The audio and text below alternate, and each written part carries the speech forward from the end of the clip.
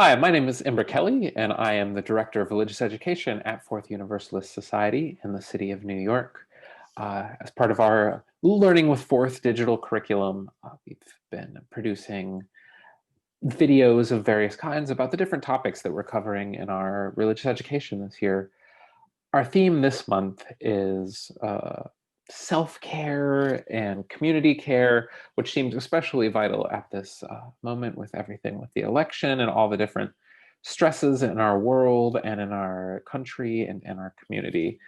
And so I am joined today by our Assistant Director of Religious Education, Colin Wulff, who is here to just kind of chat with me about self-care and community care and what these concepts mean. To get some conversation going for everybody. So Colin, welcome. Thank you for having me, Ember. Good to be back. Yes, if you guys haven't listened, I've had Colin on as a podcast guest on our Fourth U Dimension podcast. A very good conversation on there as well. So I'm excited for this one. So Colin, self-care, I feel like it's maybe kind of a loaded word. And so I did also toss on community care as the theme for this month. What do those terms kind of bring up for you? Yeah. So I think self-care has certainly taken on almost a kind of extended theoretical framework in popular conversation now, and I can't say that I'm entirely fluent with it at that level. But I think that the comparison of self-care and community care is an apt and interesting one, because self-care on its own, just in a vacuum, would seem to connote a contrast with community, kind of self-absorption, self-sufficiency, individuality. But I think that the two necessarily overlap in many people's definition of self-care. I think particularly a community like this one, the pastoral element and the consolation element, the commiseration element, the comfort in your fellow humans element is something that necessarily turns community seeking into an act of self-care. Um, so, so yes, there's definitely an interplay between the two that isn't necessarily mutually exclusive. Um, I think that there are also ways in which community care expresses itself in allowing for distance between its members as needed. If self-care does take on a more solitary valence for a short period of time, I think there's an element of kind of being aware of both the extended interconnected organism and the more particulate expression of that organism in individuals who may not actually always want to process in constant company of other community members. Definitely. I think you got the basic why I decided to intertwine these two as a theme, because I know, like, when I hear the word self-care, there's almost, what some might call like a self-care industrial complex these days, that suddenly like this whole industry has popped up that I'm going to show you how to self-care the best way, and you only have to pay me $20 a month and I'll make sure that you're self-cared, or get this self-care box for only $20 a month, or all these like services of self-care. And I think that there is definitely room for like having others help you do the things that maybe you're not so good at doing yourself in terms of taking care of yourself. I think it's definitely very valuable in many senses, but it's also become like this loaded term that, like, suddenly you have a bunch of folks that think that self-care is like buying a thing of wine every time they're at the grocery store. That's maybe not quite the definition of self-care, but I think, like you said, that it really is connected with, while there may be times that a lot of the work is done alone, or that we need like to do interior work, we do also need like these communities to grow well as like human beings, and to be able to offer care for each other is like a way that we can care for ourselves, almost in a sense, but like to be cared for by others and to like have this connection and community can really help so much. I think about right now as we record this, and I don't know when you watch this, all of you watchers on YouTube and Facebook and other places, the election is still undecided, and it's been a tenuous couple of days, and that I know that talking to a lot of different folks, like they're very stressed, they're very um, worried, and maybe not feeling so cared for. But like having community that they can rely on to be in space with and process through their feelings, that's really important.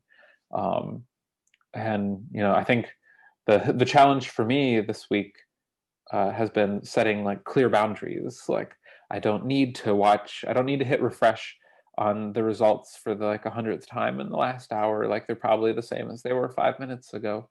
I think that it can be that challenge um, for setting boundaries for yourself, but that it can be easier when you have community to help keep you responsible. Yeah, and that boundary setting aspect is an interesting one, because it can also be applied to that short-term gratification aspect that the idea of self-care as a mantra can sometimes take on. And I think in a more foresightful approach to the idea of self-care, it's necessary to acknowledge the ways in which sometimes short-term gratifications actually do not redound to our better health, or a better sense of peace and composure and happiness. Right, definitely. Yeah, there's some some of the things that people treat as self-care definitely can maybe not be so good in the long run, but like I think at the same time that there is also some value in in a culture that is very much like your worth is your productivity, in our very very very very capitalist culture here in the United States. Like when your worth feels so tied to productivity, to learn to take care of yourself really can be a radical act. But then it's most important when that's also tied with a wider community and with taking care of your wider community. Like, yes, it's important to take care of ourselves, and that can be a really radical act. But it's also important to then not just limit that to like something that never shows in the way we interact with everybody else. Right, right. And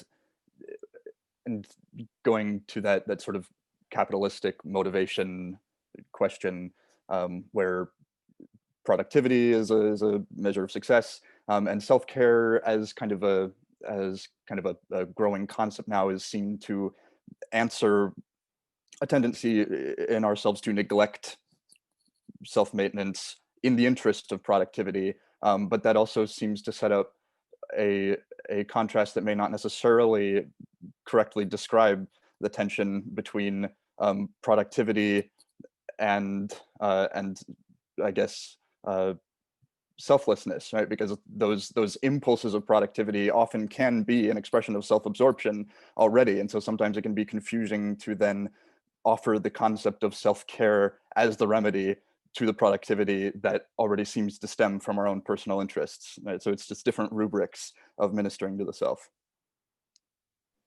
Yeah, ministering to the self. That's a good way to put it there. Um, I think um, I was I was thinking about, my next question was going to be, what are some things that you found useful for self-care. I was thinking about in my own life, like limiting screen time has been, with setting proper boundaries, like limiting screen time, setting clear work-life boundaries, which a lot of these have been really challenging with the pandemic.